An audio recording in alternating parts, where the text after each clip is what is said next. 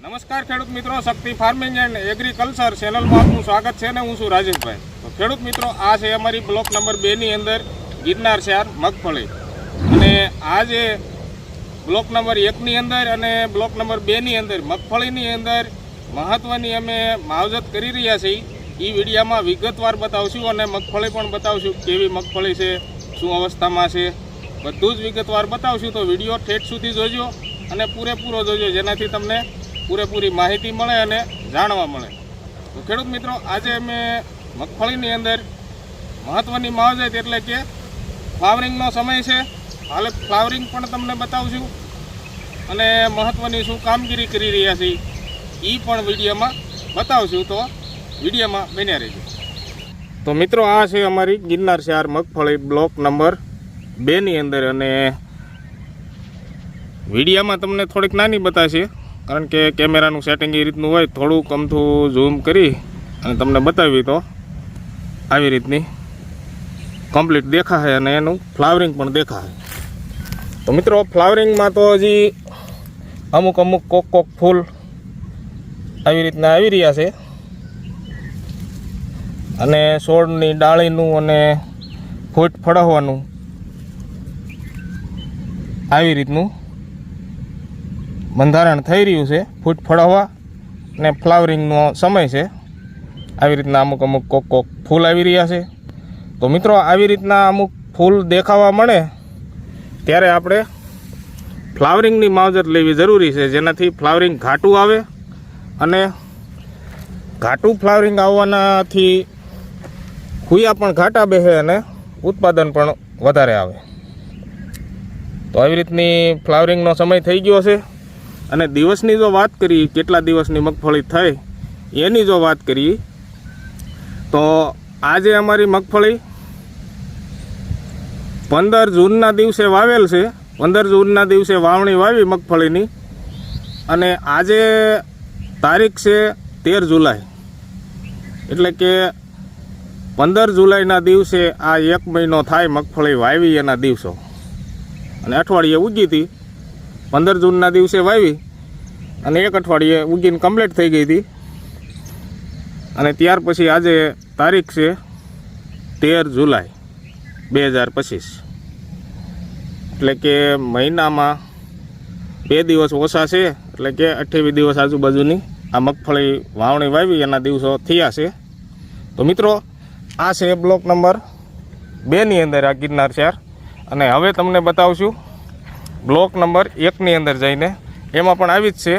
તો એ મગફળી પણ જોવા માટે અને શું મહત્ત્વની કામગીરી કરી રહ્યા છે માવજત, એ પણ તમને વિડીયોમાં બતાવશું. તો વિડીયોમાં બન્યા રહીજો. ને આમાં આપણે બ્લોક નંબર 2 ની અંદર જે જોયું એ આવી રીતના અમુક કોક ફૂલ આવી રહ્યા છે. તો હવે આપણે સારું એવું ફ્લાવરિંગ બેસે એની માવજત અમે લઈ રહ્યા છીએ. તો વિડીયો પૂરેપૂરો જોજો, જેનાથી તમને વિગતવાર બધું સમજાય અને જાણવા મળે. તો મિત્રો, હવે જઈને જોઈશું બ્લોક નંબર 1 ની અંદર જઈને.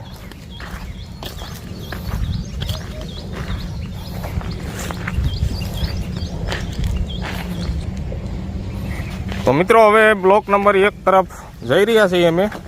અને આ બ્લોક નંબર 2 ની અંદર આવી જ રીતની બધી જ મગફળી કમ્પ્લીટ છે. અને હવે આવશે બ્લોક નંબર 1. તો મિત્રો, વરસાદ ઘણો બધો વર્યો. દરરોજ વરસાદ, થોડો ઘણો વરસાદ દરરોજ આવી જ જતો. એટલે મગફળીમાં થોડુંક કલર શાઇનિંગ, થોડુંક પીળાશ ઉપર બતાવે, કારણ કે સૂર્યપ્રકાશ નહોતો નીકળતો ને આજે સૂર્યપ્રકાશ નીકળ્યો છે. અને આ છે બાજુમાં ઘાસચારા માટે મકાઈ વાવેલી. મકાઈ પણ થોડીક નબળી છે વધારે વરસાદના કારણે, કારણ કે સામેથી મોટાભાઈના ખેતરમાંથી જે વધારે વરસાદ હોય ત્યારે પાણી આવે, તો એ પાણી અહીં થઈને હાલતું, એટલે અહીંયા થોડુંક જમીનના તત્વનું થોડું ઘણું ધોવાણ થયું હોય, એટલે થોડુંક અહીંયા શેટે મકાઈ અને મગફળી થોડાક નબળા છોડ છે, એટલે કે થોડાક નાના અને સેજ પીળાશ ઉપર. બાકી કાંઈ વાંધો નથી. આવી રીતના છે. અને અહીંયા હતી આપણે ઉનાળે અને શિયાળે જુવાર, એટલે જુવારના હિસાબે પીતવાડ અને જમીન પણ ભીની જ હતી. જુવાર કાઢી રહ્યા અને ત્યાર પછી માવઠું આવી ગયું. માવઠા પછી પાછું ખેતી કામ કમ્પ્લીટ કર્યું એટલે ભેજ એમને કમ્પ્લીટ હતો ને હવે અહીંથી આવી જાય છે પાછું જીરાવાળું. એટલે કે આ જમીન ઉનાળામાં કમ્પ્લીટ સુકાય અને તપીથી અહીંથી તો અહીંયા પણ કમ્પ્લીટ મગફળી છે બ્લોક નંબર 1ની અંદર. આ પણ ગિરનાર ચાર જ છે. આમાં પણ થોડા થોડા ફૂલ આવવાનું શરૂઆત થઈ ગયું છે. તો મિત્રો અહીંયા જે તમે શેઢે જોયું ત્યાં થોડાક તમને છોડ નાના લાગ્યા છે સામે ઘાસચારાની બાજુમાં. ત્યાં વરસાદનું પાણી થોડુંક વધારે હાલ્યું એટલે થોડા ઘણા તત્વો ધોવાણા છે એટલે ત્યાં સેજ છોડ નાના છે પણ એ થઈ જશે કમ્પ્લીટ. કારણ કે જમીનની અંદર તત્વો જે કાંઈ ઘટતા હોય એ તો ખાતર દ્વારા આપણે પૂરા પાડી દઈશું, કાંઈ વાંધો નહીં આવે. બાકી બધી જ મગફળી કમ્પ્લીટ જ છે, કોઈ જાતનો કાંઈ વાંધો નથી. આમાં પણ તમને ફ્લાવરિંગ બતાવી દઈ.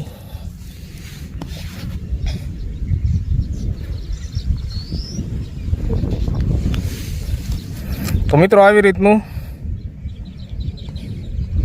ફ્લાવરિંગ બ્લોક નંબર 1ની અંદર પણ કમ્પ્લીટ થઈ રહ્યું છે. એટલે કે શરૂઆત છે આવી રીતની ફ્લાવરિંગની શરૂઆત. તો મિત્રો ફ્લાવરિંગની શરૂઆતમાં આપણે જો મહત્ત્વની માવજત જે કાંઈ કરવી ફ્લાવરિંગ વધારવા માટે તો ફ્લાવરિંગ ઘાટું આવે. ઘાટું ફ્લાવરિંગ આવવાથી હુયા ઘાટા ફૂટે. હુયા ઘાટા ફૂટે ત્યાર પછીની આપણે જે કાંઈ માવજત લઈ પોષક તત્વ કે જે કાંઈ એને જમીનને અથવા છોડને જે કાંઈ તત્વ ઘટતા હોય એ આપણે પૂરા પાડી દઈએ તો ઘાટા હુયા ફૂટ્યા હોય એમાં પોપટા પણ ઘાટા બેસે. તો આવી રીતનું સમયસર મગફળીમાં માવજત લેવાની જરૂર પડતી હોય છે વધારે ઉત્પાદન લેવા માટે. તો મિત્રો હવે આજે અમે દવા છાંટી રહ્યા છીએ ફ્લાવરિંગ માટેની. જેમ કે ફ્લાવરિંગ ઘાટું ફૂટે અને છોડનું બંધારણ પણ સારું થાય, ઘાટી ડાળીઓ ફૂટે, ફ્લાવરિંગ પણ ઘાટું થાય એ રીતની ફ્લાવરિંગ માટેની દવા છાંટી રહ્યા છીએ. તો દવા પણ તમને બતાવશું. તો વિડીયોમાં બન્યા રહીજો. હમણાં પંપ ભરવા હું જાઉં છું અને કેટલું પ્રમાણ રાખવું એ પણ બતાવશું. અને બ્લોક નંબર 2ની અંદર ફ્લાવરિંગની દવા છટાઈ ગઈ છે ને આ 1ની અંદર બ્લોક નંબર 1ની અંદર અહીં સુધી છાંટી છે. આ જે બે સા દેખાય ત્યાં લગી છટાઈ ગઈ છે અને બાજુના જે આ બે સા અહીંથી આ ભાગ છાંટવાનો બાકી છે. તો અહીંયા તમને થોડો ઘણો કદાચ ફેરફાર લાગતો હોય છોડના બંધારણમાં, કારણ કે દવા છાંટી એની હજી 1 કલાક જ થઈ છે. જે તમે આ જોઈ રહ્યા છો આજુબાજુના શાહમાં થોડો ઘણો ફેરફાર તમને દેખાશે. જેમ કે આ સાઈડનો જે શાહ છે આ શાહ એ છાંટેલો છે અને આ જે છે એ છાંટ્યા વગરનો છે ને આ સાઈડમાં છાંટવાની છે ને આ બાજુ છાંટતા છાંટતા અહીં સુધી પૂગી ગયા છે. તો મિત્રો હાલ અત્યારે તમને જે ફેરફાર તફાવત દેખાતો હોય છે આમાં છોડના કલર શાઇનિંગમાં અને બંધારણમાં. તો મિત્રો આ છે ફ્લાવરિંગની દવાની અંદર એમિનો એસિડ અને ફોલિક એસિડ આવે છે એનો તફાવત. જેમ કે આ 1 જ કલાક જવાથી આટલો ડિફરન્ટ જો બતાવતું હોય તો દવાનું કામ તો સારું જ હોય.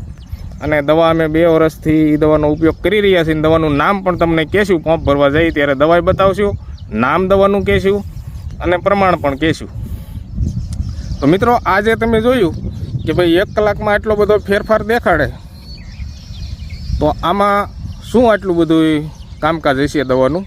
તો મિત્રો આ જે ફેરફાર અત્યારે તમે જોયો 1 કલાક પછી, જેમ કે બધા જ પાન એક સરખા લાગવા મળે અને છોડનું બંધારણ એક સરખું થાય. જેમ કે અમુક છોડ નાનો રહી ગયેલો હોય એ છોડને એવી ક્ષમતા આપે કે એ છોડનું બંધારણ વ્યવસ્થિત થઈ અને મોટા છોડની સાથે હાઇટમાં આવી જાય એ રીતનું પહેલું બંધારણ થતું હોય છે. અને ત્યાર પછી આખા છોડની અંદર ફ્લાવરિંગ સારું ઘાટું ફૂટે એની કામગીરી કરતું હોય. અને આ દવા અમે આ 2 વર્ષથી ફ્લાવરિંગ સમયે ઉપયોગમાં લઈએ છીએ ફ્લાવરિંગની દવા. તો ચાલો મિત્રો હવે જઈને તમને બતાવશું દવા અને પ્રમાણ પણ બતાવશું. પંપ ભરવા અમે જઈ રહ્યા છીએ. તો મિત્રો મગફળીમાં દવા છાંટી રહ્યા છીએ ફ્લાવરિંગ સમયે, એટલે કે ફ્લાવરિંગ સમયે મહત્વની જે માવજત આપણે લેવાની હોય, વધારે ઘાટું ફ્લાવરિંગ બેસે એના માટે. તો આ છે ધર્મજનું ઋતુતા, જે અમે દર વર્ષે 2 વર્ષથી ફ્લાવરિંગ સમયે આનો ઉપયોગ કરીએ છીએ અને છંટકાવ લઈએ છીએ. તો સારું એવું ઘાટું ફ્લાવરિંગ બેસે છે. અને તમે જે જોયું હમણાં છોડની અંદર શામાં જે સાટેલું છે અને નથી સાટેલું, એ રીતનું છોડનું બંધારણ વ્યવસ્થિત અને એક સમાન બંધારણ છોડનું થાય છે, અને સારી એવી ડાળીઓ ફૂટે અને ફૂટ ફળાવવા વધારે થાય અને ઘાટું ફ્લાવરિંગ આવે, એવું આ ઋતુતાનું કામ છે. તો મિત્રો આ જે ઋતુતા છે આનું પંપની અંદર પ્રમાણ છે 20 થી 25 ml. જેમ કે અમે 25 ml નાખી રહ્યા છીએ. 20 ml નાખો તો પણ હાલે, પણ અમે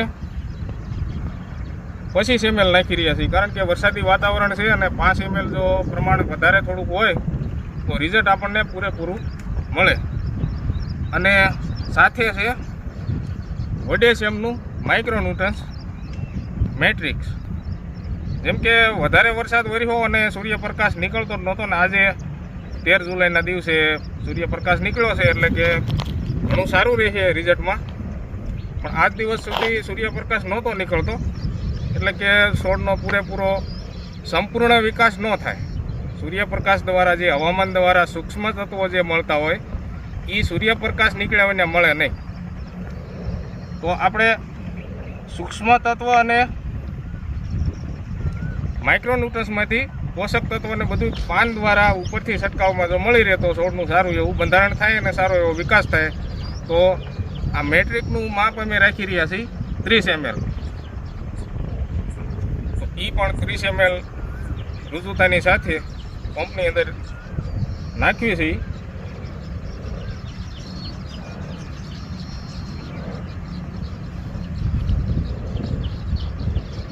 તો મિત્રો આવી રીતનું જો માઇક્રોન્યુટ્રન્સ સાથે વાપરવી આપણે તો છોડનો સારો એવો વિકાસ થાય, તો ફ્લાવરિંગ પણ સારું એવું આવે. ને સાથે છે આ ઈયળ માટેની કોરાજન. આવી રીતની 2-3 દવા મિક્સ નાખી રહ્યા છીએ, કારણ કે વધારે મહેનત ન પડે, નહીંતર પાછું આપણે 2-5 દી પછી પાછું ઈયળનો છંટકાવ લેવાનો. અત્યારે ફ્લાવરિંગનો લઈ રહ્યા હોય, પણ તકલીફ એ છે કે વરસાદ ખરાડ આપે અને સૂર્યપ્રકાશવાળું વાતાવરણ રહે તો આપણે દવા છાંટી શકવી, અથવા વરસાદ બંધ હોય તો છાંટી શકવી.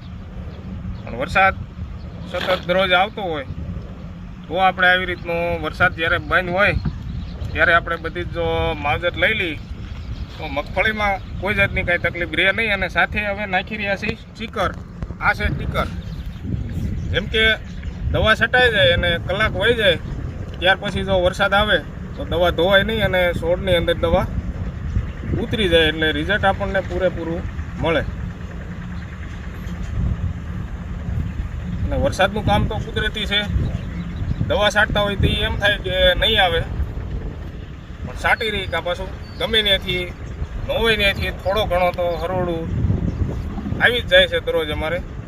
અને ગઈકાલે પણ 12 જુલાઈના દિવસે અમારા વિસ્તારમાં આજુબાજુના ગામડામાં ઘણો બધો વરસાદ વર્યો હોય છે, કારણ કે ગાજવીજ અને વાદળા પણ ઘાટા હતા. તો વરસાદ તો સારો એવો વર્યો હોય છે, પણ અમારે ગઈકાલે થોડો હતો, એમ કે સાટા નેવા શું એવા.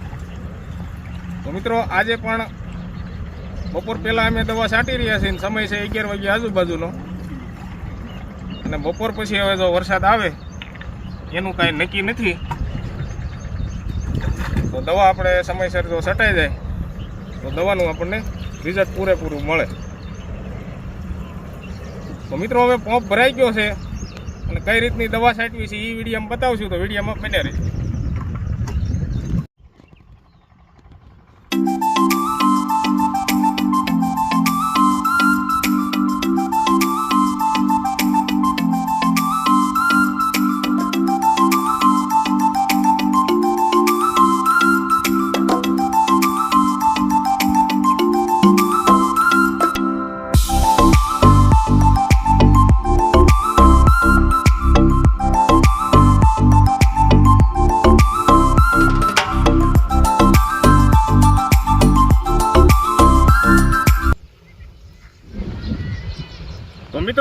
રીતની દવા ડબલ નળી અને ફુવારા છે 3 વોલના અને 2 સાહની માથે એક નળી રાખી અને છાંટી રહ્યા છીએ, જેનાથી કમ્પ્લીટ જણ છોડ માથે જ હરખી રહે.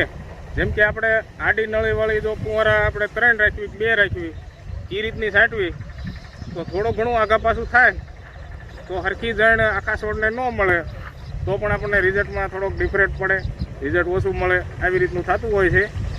અને અત્યારે પવનની પીળે પણ 20-25 આજુબાજુ હોય છે અમારે, એટલે કે ડબલ નળી અને સિંગલ ફુવારો સા માથે આપણે નજીકમાં રાખી અને જો છાંટવી તો વધારાની જણ આગી ઉડી ન જાય ને બધું દવા છોડ માથે જ જાય, સારું એવું રિઝલ્ટ મળે. આવી રીતે દવા છાંટી રહ્યા છીએ અને આગળની કામગીરી જે કંઈ અમે આની અંદર માવજતની કરશું એ વિડીયોમાં બતાવતા રહીશું, તો વિડીયો અમારા જોતા રહેજો. અને હવે અમારો વિડીયો અહીંથી પૂરો થવાનો સમય છે, તો બધા જ મિત્રોને જય શ્રી રામ, જય જવાન, જય કિસાન.